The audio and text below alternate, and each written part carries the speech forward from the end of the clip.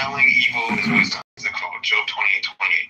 And it's also, it's kind of echoed a little bit, I believe, in the Proverbs. And in the Mishnah Torah, Rambam, he also says that the belief in the divine creator is the foundation of all wisdom.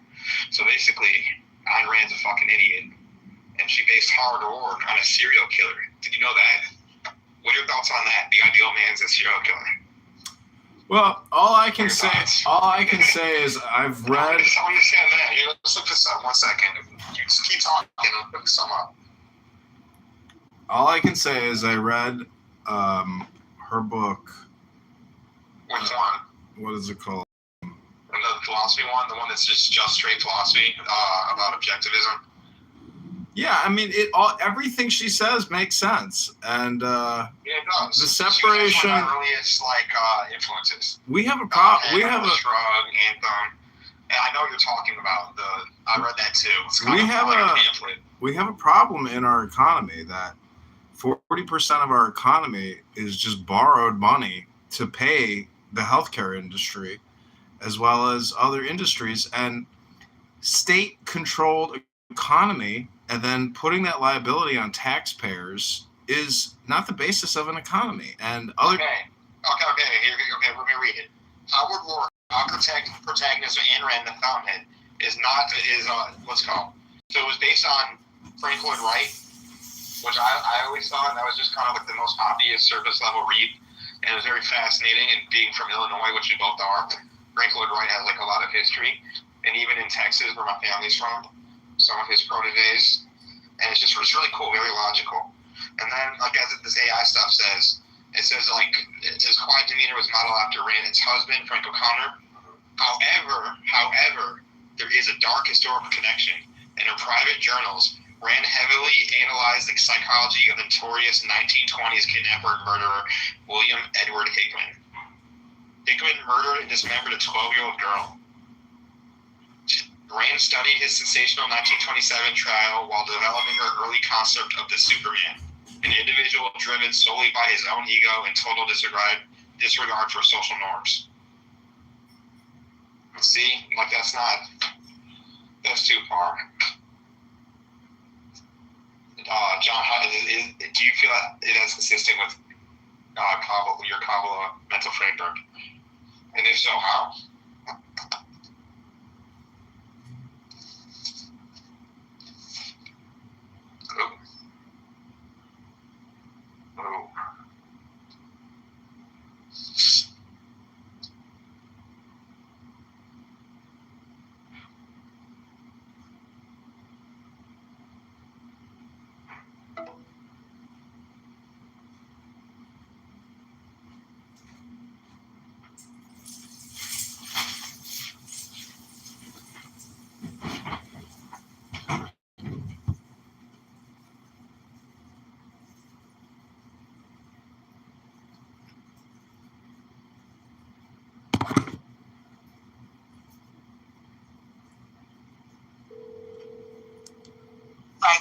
I get what you're saying. Can you hear me?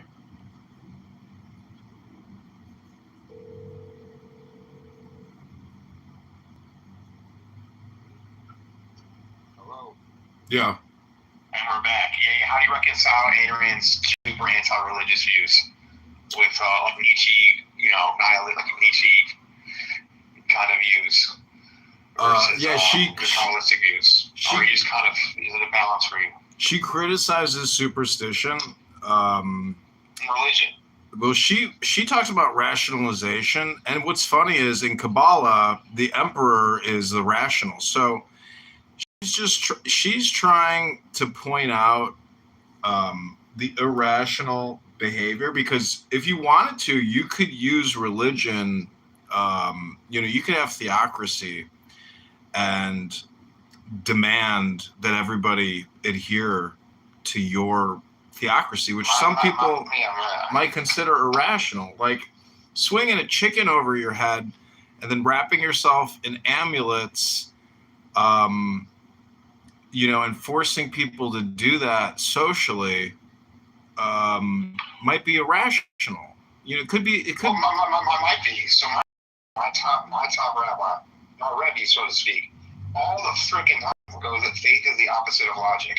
That's the whole freaking point. It's because your daddy said so. Hashem, the creator, the king of kings, he said so. And like, there's the rational commandments, the super rational commandments, and the supra rational commandments. And that's the whole effing point. And you know, a lot of it is just logical. Or like at the end of the day, it's logical. But like the Ayn Rand shit it's very like two-dimensional. It's the same thing as Art of War. Is all of that philosophy hits the limit because it's not considering Hashem. It's literally just do as I will. Crowley shit. Which can only, because here's the thing, you realize that like the sorcery stuff can only work so far. Is like only God can create, and so like there are sorcerers in the Bible, and like Pharaoh speaks to sorcerers, but they can only do like the bend a spoon. Yeah. And I mean like jack off your palms, the palm reading. Well, she brings up the separation of state and capital, and She's you know, awesome. She's like a Harry Potter writer too, which is also sacrilegious. Well, what I'm saying is we're constantly told that we are a country that has a separation of church and state, but we are not told that we do not have a separation of state and economy, and capitalism creates abundance. The union of state and capital creates poverty for the masses, and putting tax liabilities on future taxpayers as well as current taxpayers is a recipe for disaster. We need a federal bankruptcy, not a federal bailout. Well, Atlas Shrugged. You go Gall. Have you worked on Atlas Shrugged? I haven't read Atlas Shrugged, no. Oh, highly suggested. That's probably like, it's longer than the Fountainhead. That's probably the better book. I think Fountainhead's more enjoyable. Anthem's also good. But basically, Atlas Shrugged is about what if all the creators, the engine of society, just dropped out and just disappeared. They didn't die. They disappeared. I don't want to ruin for you. And they made movies of it. The movies are like not high budget, but there are movies of them. But like it's you know, what are your thoughts on just that premise, John, on the podcast? Of like, what if all the creators, of all the business leaders and real estate owners? So what's up with this lawsuit with Terry Newsom and the Pat Gibbons videos? Like, how did that come into connection? You should publish the lawsuit as a journalist if you can get your hands on it somehow. I wonder if it's been published already. But like, I haven't published it. I may. It's just he's such a pain in the ass. But like because it's a journalistic thing, is like Joe. It's actually very interesting. The class action lawsuit. Mm-hmm. So wait, what was Harry? It's a civil, because he was running for office. It's a civil right. So there is we'll see if he drops the business claim. Mm-hmm. So right now there is a civil business claim. But the stuff that's really fascinating, and I think it's the reason why like Tom DeVore and all them are freaking out, is he's basically making it like a civil rights thing because he's running for office. Right. And these like fucked up goofies were like illegally coordinated. And they knowingly lied about him. And they like said illegal stuff. Like Aaron Belmar was telling all these organizers, like Joe's violent, I'm afraid he's gonna like shoot me. And then, like, you know, he was a male prostitute. Mm-hmm. Take the bike path. Is that just projection? It must be, because it's like I have no way of knowing if it's true or false, but it sounds pretty false. I got a lot of views. Cicero, what? No, go on about Cicero. What? Isn't it like Joe? Like Joe has a famous family and like. It's just kind of freaking crazy. And when I went to the Columbus Parade, which was, you know, the Italian community, getting signatures for Joe Severino, like people like that were very hesitant to sign stuff. Mm-hmm. Were like, oh, Joe Severino? Oh, that's my guy. Like he's a good guy. Here, I'm gonna get you some signatures. Don't worry about it. Like he's got like a very like strong name and family. Mm-hmm. And so I think that's really projection. because Terry was the opposite, where he like grew up in the suburbs and would like literally take car rides to like the super Italian area and go to the gyms. This is his public story that Terry talks about. So I think he's projecting to like Joe, you know, where he's like, you're not really from that area. And the bike pack prostitution, you want to hear some effed up shit? Terry, you can look this up. Look up the Terry brags about being an altar boy at the church that no longer exists and is now a mosque. But he's snitching on himself again. Because that church, partially part of the reason why it no longer exists is they had a pedo priest that was around the same time he was an altar boy. Confirmed. And so the bike path shit sounds like him.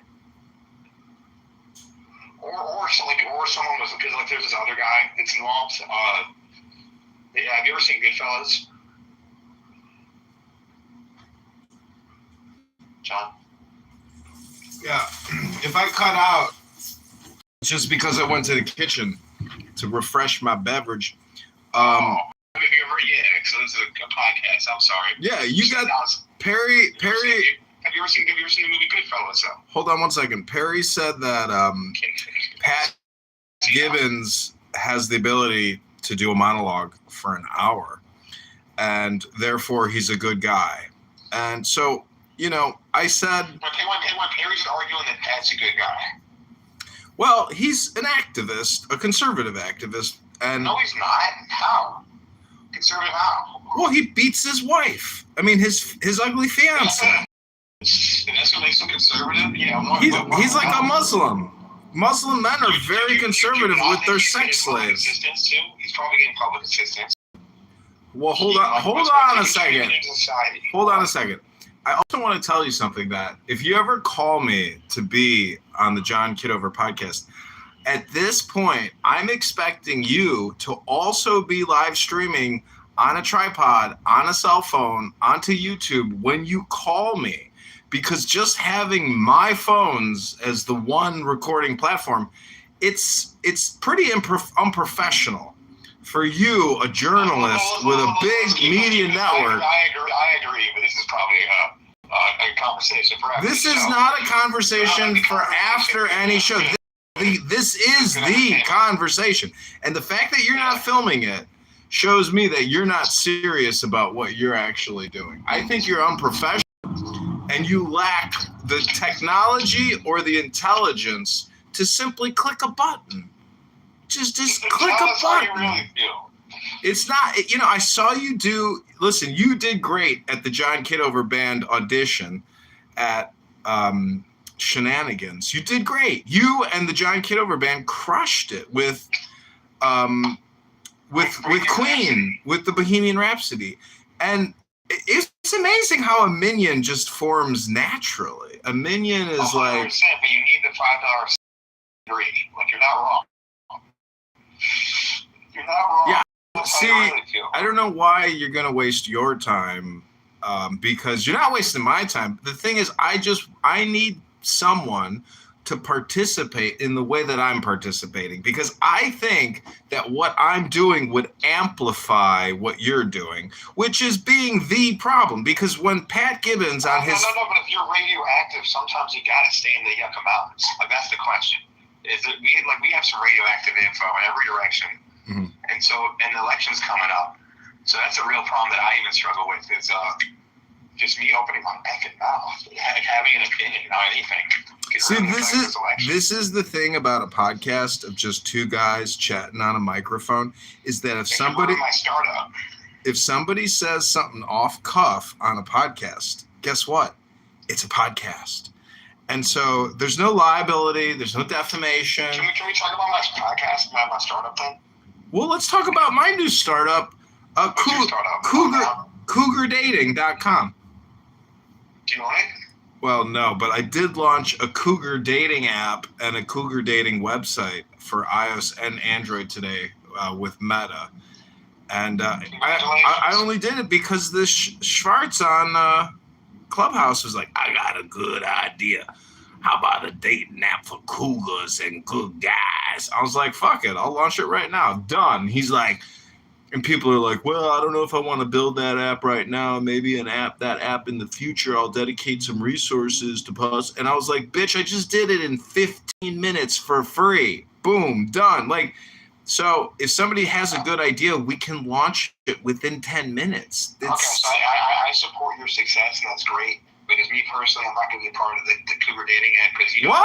Pound for pound, pound for pound, cats, especially cougars and tigers, are the strongest animal. Cougar can mess you up, but that's awesome. Congratulations. I heard elephants and rhinos. rhinos. What's the name of this cougar dating app? Well, I want to wait until we announce it on my official Venture Capital channel because we tie everything into Venture Capital Publishing with Jason Galakanis and other billionaire investors. Who's the audience? Because even though I might not hop on, I might know some people. Are you looking for your cougars? Oh, I don't know if you know this, but I had an exclusive news story yesterday. What's that? Rabbi Shmuley Bateach versus Clavicular and Yosei in Israel. I got Wait. Were you with Yossi and I when he was in Chicago? What's his last name? Arrow? Fair. You want to shoot? If he wasn't in Israel, we would get him on the Food podcast. But he's in Israel right now. Well, me and Rabbi Shmuley Bateach go way back. And we're best friends. And unfortunately, Yossi Farrow is on Shmuley Bateach's radar for decimation. And yesterday, Clavicular was in Israel talking to Rabbi Shmuley Bateach's daughter. And his daughter, and then get this, there was an IDF soldier flirting with Clavicular saying, I've got the passwords to the IDF TikTok and Instagram. And so she got arrested for possibly being engaged in some type of espionage, sabotage. And it's all because, I'm telling you. That's a smoke screen, that last part. I'm telling you. They were there on a mission to like, you want to break some news? You want to break some news here? You want to break some real Run it. news? Take it to the press. No. Take it to the press. Run it. Run it. You want to break some news? Run it. Break some news about this. Call the Imperial Board. Get the phone ready. Get the phone ready. Is the reason why Clavicular was really in Israel and no one's talking about? It's because he's actually Jewish. He's just not actually ready to admit it. Well, yeah, his mom's mom is Jewish.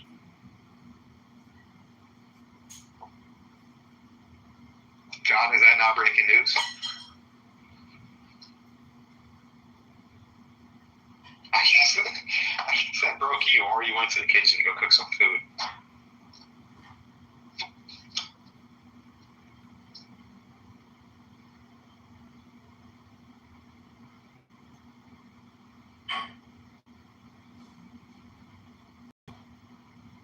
John, hello?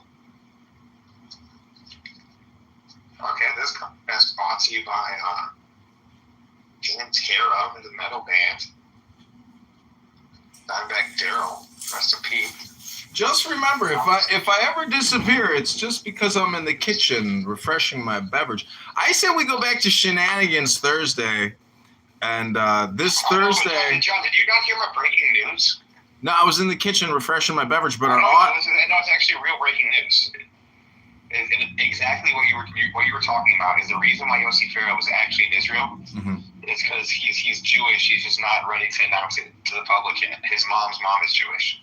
So making him a full Jewish. So Shmuley brought up a good point that Clavicular is on an apology tour because he was confirmed doing a sig. That's not true. Well, hold on. Wait till I finish. He brought up Kanye West and how that decimated his business, and the same thing has happened to Clavicular after him and Nick Fuentes were doing Nazi symbolism. And so this is wrong, incorrect. Well, all I'm saying is I've notified the IDF, I've notified Netanyahu, I've notified other sources in Israel to arrest Clavicular. And if Yossi Farrow stops Clavicular from being arrested as a domestic terrorist threat, Yossi Farrow will also be arrested because he is saying terrible things about Menachem Schneerson. The man. How dare Yossi Farrow say these terrible things about Menachem You're Schneerson? missing a lot. You're out of your element, John, respectfully. Out of your element. Yossi Farrow's like 21 years old, and he was just a defensive felon kid, and he's just like, wow, this is so cool. And what you're missing is, no, he wasn't there on an apology tour. As a Jew, I'm like immune from being called an anti-Semite, kind of. And what Yossi told me face to face, breaking news, is that Kitover is actually Jewish, and that he's just going to announce it like later, like 3 months from now. And so it's actually like a spiritual visit. But then the IDF, your guy Shmuley, he's just mad at Chabad, and he's been shitting at Chabad because like one Chabad rabbi from Miami. Don't you dare! I told you that Shmuley and I go way back. How dare you say that about my friend? How dare you? No, but like, how do you say you're holistic? He's going at the Chabad movement like none other. Over rabbi of the synagogue, the guy's son, goes like, "You're fucked, Shmuley. You're gonna lose the lawsuit," and that's like the only reason why. Like, he just ties everything to Chabad. Well, that's the truth. Because you know that, like, Shmuley, to his credit, is the first person to talk to the anti-Semites and like debate them on Alex Jones' show or like Piers Morgan or whatever or Oprah. Well, see, this is my position: is that Shmuley Boteach, as an activist, is extremely successful. But it's still a very niche audience. And if I can support him in just a little way, as opposed to criticizing the man, that's the side that I'm always going to be on, is that I do not want to criticize. I'm Chabad, though. So that's why it's like he's can you please tell me to just like lay the fuck off Chabad? In this, the man is the man's a rabbi. It's his business. Do you follow his Facebook? I'm sure you do. Bro, I told you, I go back years with him. I know. Years. One of the last like 2 months. Listen, the point is, I will always support a fellow Yiddishkeit. Always. No matter what side of the Yiddishkeit fence they are on, I'm here to support you. I'm here to support Rabbi Shmuley Boteach. And the truth is, Clavicular trying to F Israeli Jewish girls in the nightclub in less than 30 seconds in a bathroom shawl. I don't like it. No, I don't. That's why I wanted him arrested. He's over there raping Israeli Jewish women in the bathroom stalls. I don't approve of Tel Aviv. I would have wished he would have left it abroad in like Jerusalem. That's part of the problem too. Is like the secularism in Israel, which should be a holy land. Well, where do you think you can? You can't go to the club and like listen, if you want to help people that are off the derech, where do you go? You go to Tel Aviv, where everybody's off the derech. No, I guess the only place in Tel Aviv I would go is B'nai Brak. Well, you just ain't been to Kuli Alma. Maybe you're not cool enough for Kuli Alma. No, for the tiny room. You ever been in the tiny room? You never even been in the tiny room in Kuli Alma. Yes, I have. I've been about that life. You've been in the tiny room? I've stayed in Tel Aviv for like one time for like a week, and then I've been to Israel like 3 times total. And every time I've been in Tel Aviv, for like a little bit, but like one time extended time. It's pretty. It's also dirty, man. Like fucking buses everywhere. It's just brutal, man. Well, Europe is just bad with the AC in general. Like America has AC on Europe. Big advantage. But very cool. I mean, like for Jerusalem and like Hebron, but you can't even go to Abraham's tomb. It's ridiculous. But listen, they got it. It's a great country, man. I mean, I can't wait to go back and Aliyah and retire there. Yeah, but I don't like. Look, if you want to like talk about like, if you want to nitpick, I can nitpick.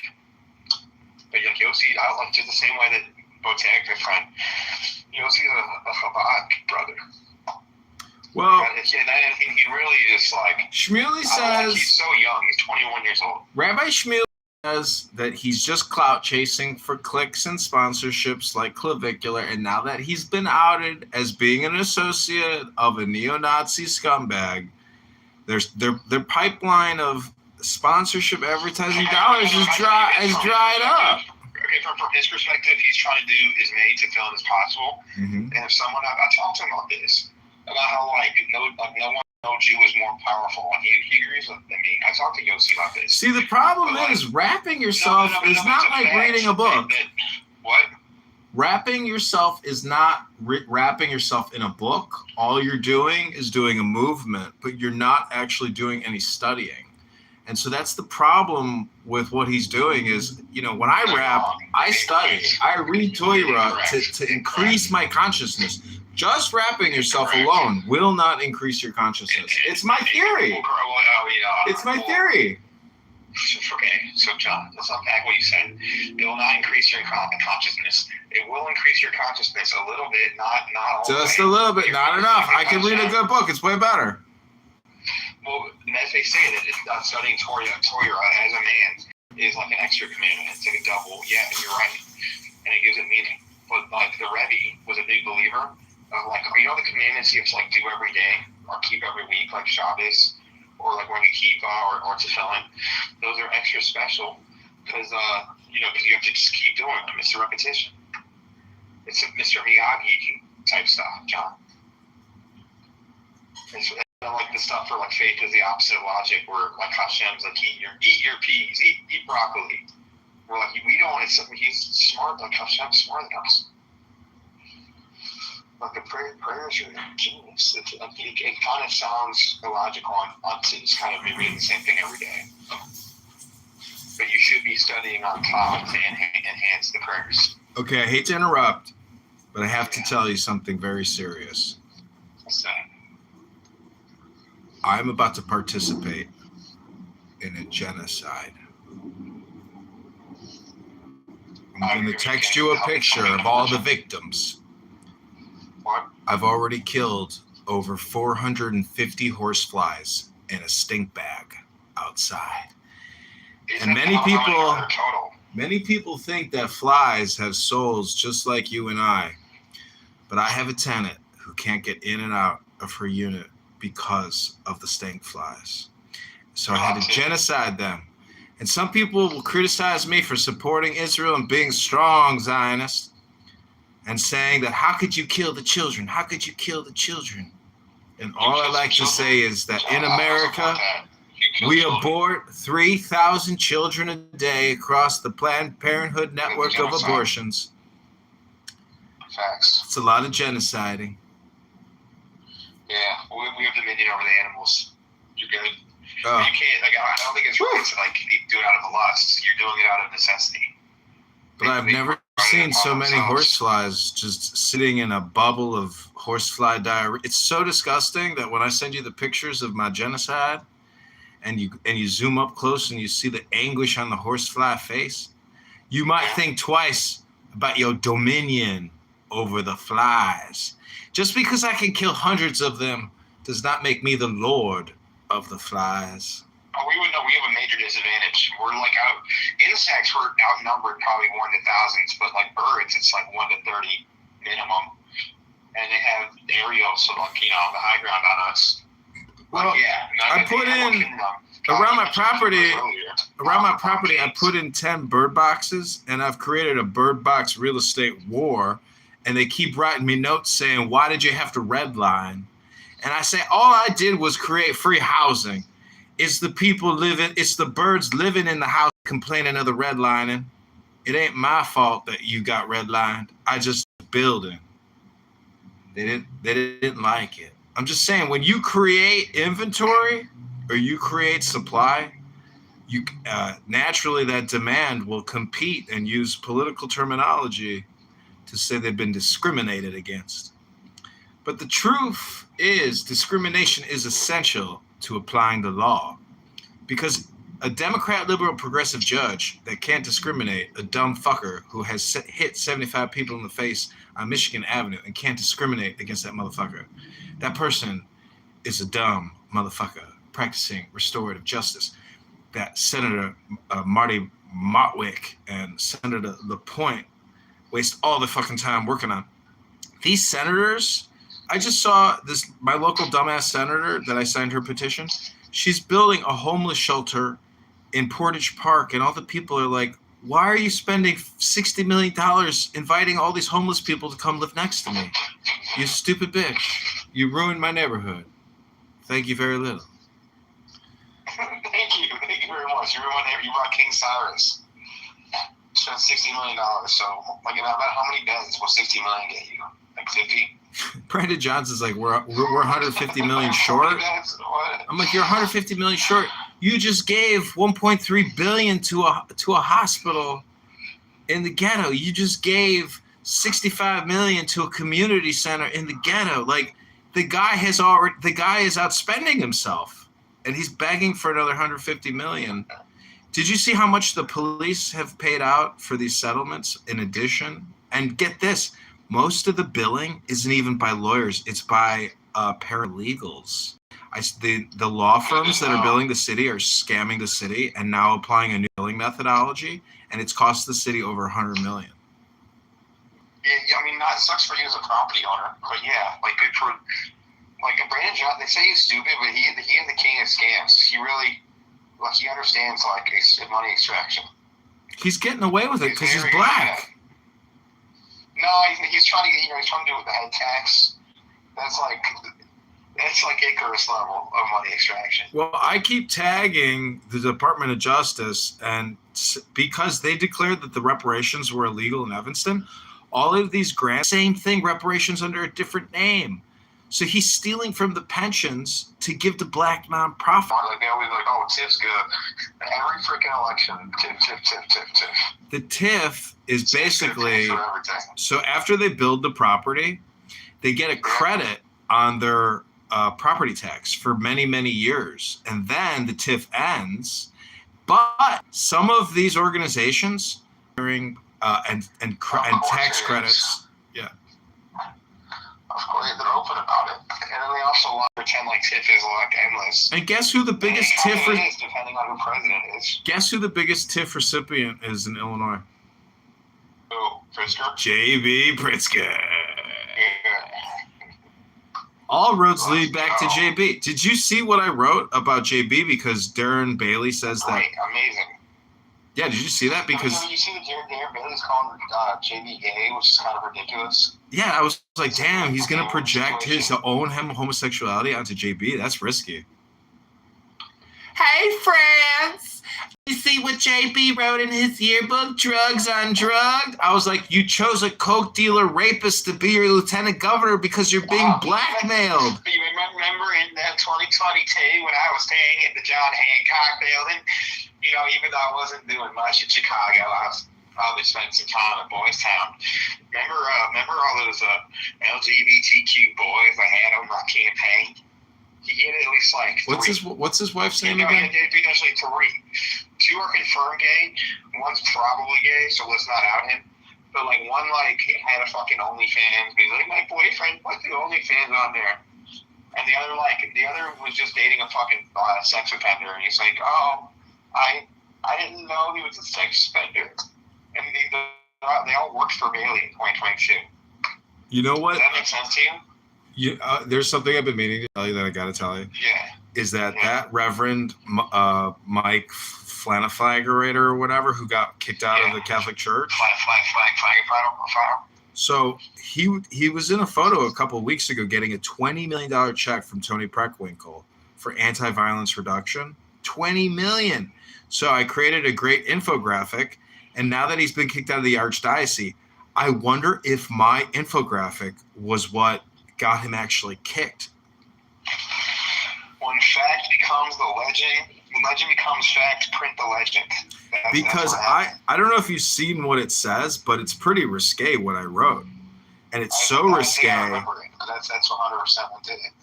That's what I'm thinking. Like, maybe because I reminded people that this guy is an LGBTQ pedo, that pushed it. Like, because you can't say things like that because of libel, slander, defamation, and the laws. You can if you are. What's it called? You're like Johnny. You're like basically Daredevil, or no, not Ghost Rider. You're like the Ghost Rider. Well, the amazing thing is, based on what I say, Well, I've heard it said if you're a political candidate and you're making outlandish political statements against other people, it's like a liability gray zone where nobody can really sue you because you're a public figure defaming a public figure, and it's really just your opinion. And so the freedom of speech gives us that ability to make defaming statements so long as it's not like in the way that Severino was coordinated by masked identities. Like, you know how many... Well, you're not a knowingly lie. Like, that's what they're doing. Well, do you know how weird these people are? You know that, what's his name? Jim Flanagan or whatever the fuck his name is? What? What's that one guy? Jim Lanham? Yeah. Do you know that guy is creating fake accounts to try to get into my profiles? Like, I told him you're military. He can see. I told him that. I said you should read my comments on his shit on my record. Because I'm just, I really just go straight for the soul. And I'm just, I told him, I'm like, what kind of adult man has 30 anonymous accounts? That's why you're unhappy with your personal life and have never been married. And then he goes John Kitover. And I'm like, no, John has over 100, but that's different. He does it for work. He's military. But it is true. You do it for work. You're creating a node system. It is different. The system doesn't work if you just have 5 or 30. You need 100 nodes.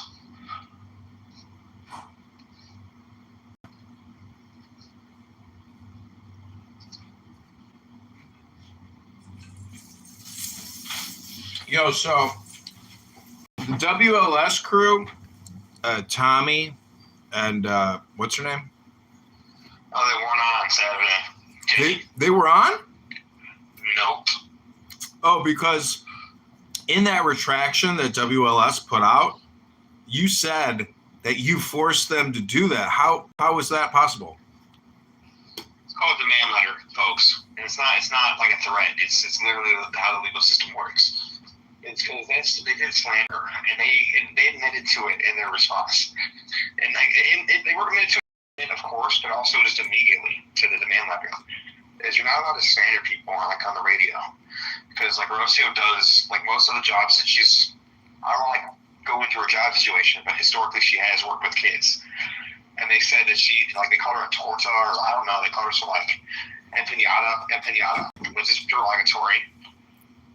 Just reducing her to a pastry.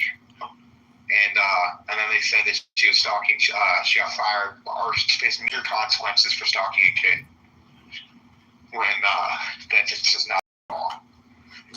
Based on a FOIA. And if you look at the FOIA, basically a kid, goes something really bad is happening at, a church or a business, or I don't know. But the kid reported something to Rocio. And then Rocio followed up on it and never didn't get in trouble at all. That's not stalking a kid. That's what any rational person would do. They're just idiots who misread the FOIA. They were just blindly angry.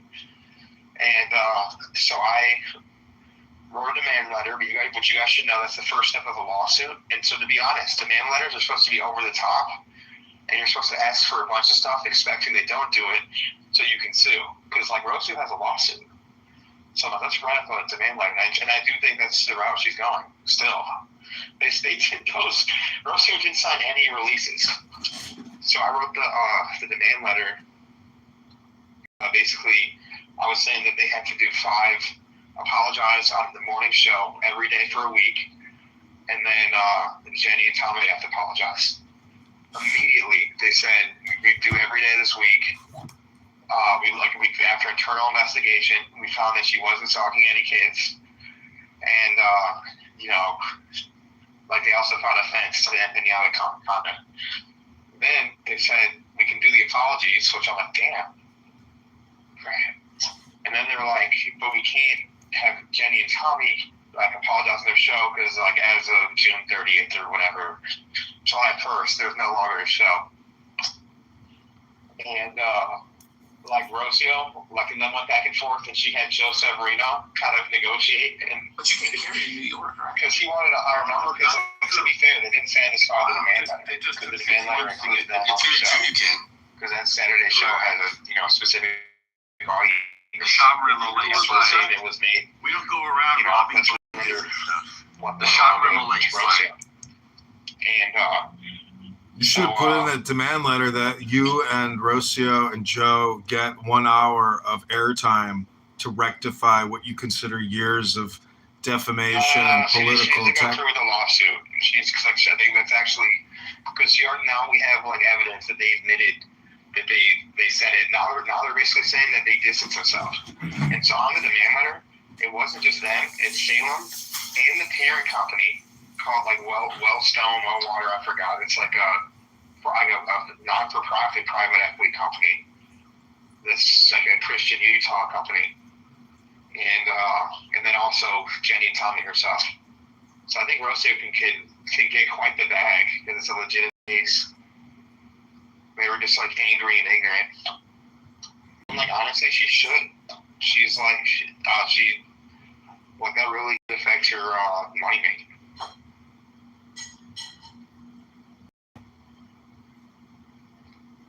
Who would hire someone at a school who has a history of stalking kids?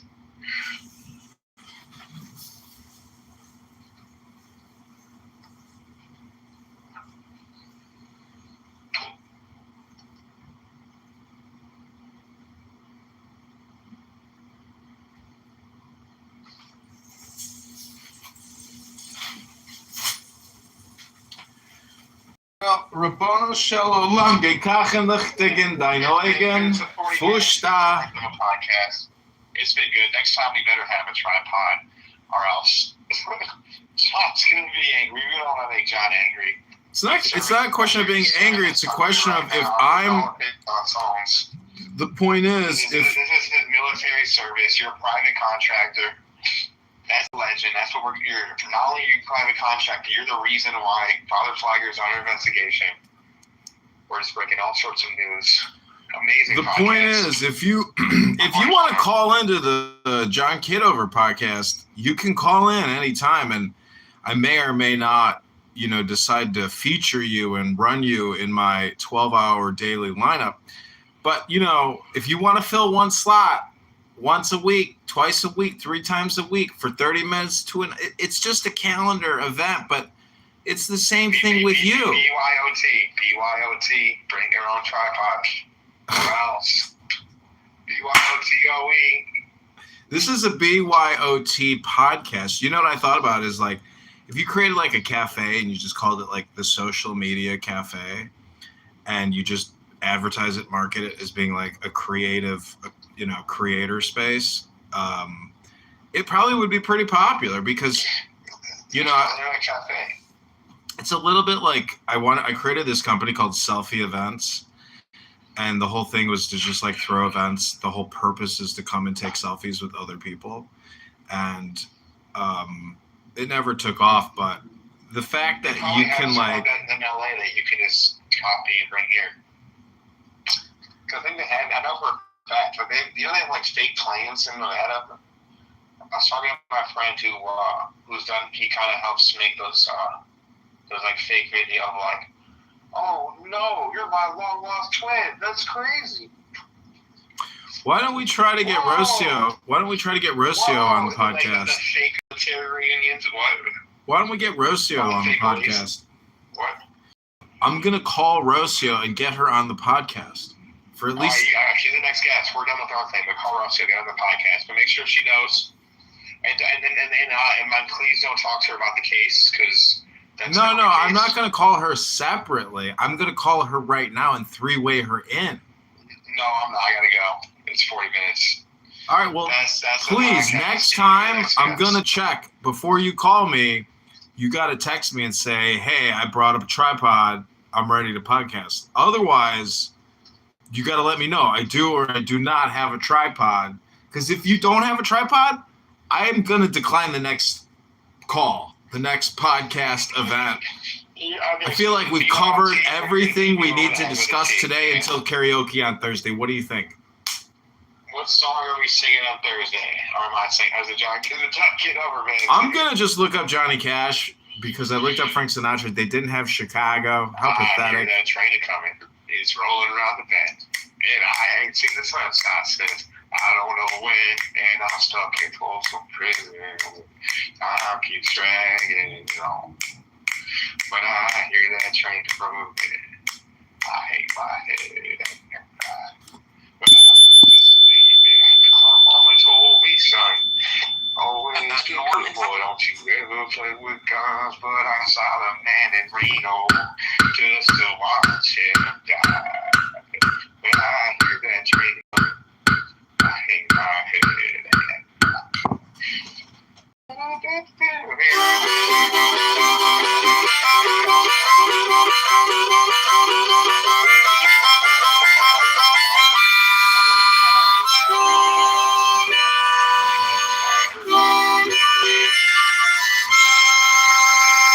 Flames, they grew higher. Did you ever hear? Oh, you know what? I need to look up Bruce Willis. I need to look up Bruce Willis next time we do karaoke because he's got a band called Bruno's Back. What? Bruce Willis has had a band in the 80s after his movie successes called Bruno is Back. How about guys get cut you down? I don't know. Home for a long time. Home for a long time. It's sooner or later cut you down. Sooner or later cut you down. Get that cell phone wire, that gambler, that rent. I got fucking two lyrics. That's a badass one. Yeah, you should do Johnny Cash. Look up the lyrics, John. Okay, that's the world famous Max Rice from IllinoisRecord.com. We've been talking about politics in the Chicagoland area on behalf of the campaign to elect John Kitover, Chicago mayor. Go to ChicagoMayorVote.com or Brandon Johnson, Chicago.com. Highway man.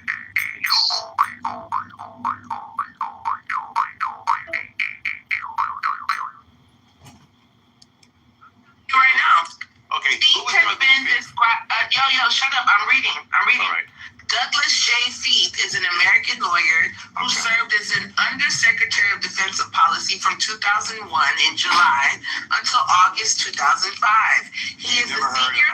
I'm not done. He's a senior fellow at the Hudson Institute, a conservative think tank, right? And he's been described as an Iraq war, and the lead up to the war, he played a key role in promoting false that the Saddam Hussein regime had an operational relationship with Al Qaeda. Now let's scroll. Hold on, 1 second. 1 second. Let's scroll a little bit more. Yeah, I don't think anybody. Hold on. Let me. Hello. Can I finish? Hello. Can I finish? All right. Moderators. Yeah. Okay, Feith was born to a Jewish family in Philadelphia, in Pennsylvania. One of 3 children. Hello. Yeah. His father was a revisionist So he's not Zionist. an Israeli. His father was a revisionist Zionist, right? That's why. Let's just look into this. Why is this guy telling America lies that started a whole war that was pointless? Hello? This guy, he's an American Israeli lawyer. No, you said he was an American Jew. You didn't say Israeli. Read it He again. is. He identifies as an American Israeli. No. Just like Marcel does. Yeah, This is what I'm trying to. Yo. He's not an Israeli. Yo. Read the Do you not know? Yo, Norm. Listen, I keep making you a liar, Jazzy. Norm. Maybe we should go back to the Norm. Read it again. Read it again where it says he's Norm. Israeli. You just said he was an American Jew. Here. It's right here. Now Here. read it again. Don't pull This your is another guy. No. Read the same guy. Here we go, guys. Yo, moderators, y'all gotta mute this guy, or I'm just done. I don't have You were done time. before you started. You go back So 20 years listen, and then you lie. If you read the first sentence here, it says Mark Zell, an American Israeli lawyer. Then you go to his early life, right? You go to his early life. Yo. Come on. Tell us the law. These people are identifying as American Israelis, regardless of where they were born, right? And they're lying to the government. This has nothing to do with you. Did you lie to the government? Maybe you did. Maybe that's why you're so defensive. We lied about the Al Qaeda connection that got